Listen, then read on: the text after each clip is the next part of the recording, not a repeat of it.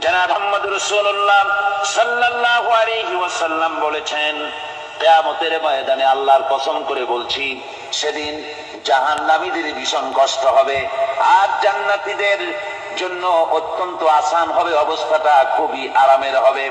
নবীজি বলেন, এক ফরজ নামাজ, এক ওয়াক্ত ফরজ নামাজ আদায় করতে যে সময়টুকুন লাগে, কিয়ামতের মাঠের এই সময় এত বড় বিরাট লম্বা সময় জান্নাতীদের জন্য এরকম হালকা হয়ে যাবে। সুবহানাল্লাহ। হযরত আবু সাঈদ খুদরী রাদিয়াল্লাহু তাআলা হাদিস বর্ণনা করেছেন, এক ওয়াক্ত নামাজ, একটা ফরজ নামাজ পড়তে যতটুকুন সময় লাগে, এতটুকুন সময়ের ভেতরে জান্নাতীদের কারবার শেষ হয়ে যাবে। সুবহানাল্লাহ। আর ওদের কারবার তো শেষই হবে না। وَيَوْمَ تَشَقَّقُ السَّمَاءُ بِالْغَمَامِ وَنُزِّلَ الْمَلَائِكَةُ تَنزِيلًا।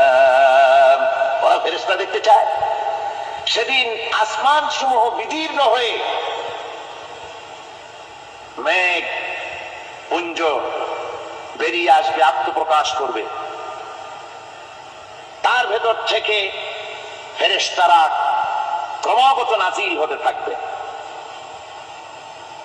আর অবস্থাটাই হবে, আল মুলকু ইয়াউমাইযিনিল হাক্কু লির-রাহমান ওয়া কানা ইয়াওমান আলাল কাফিরিনা আসীরা।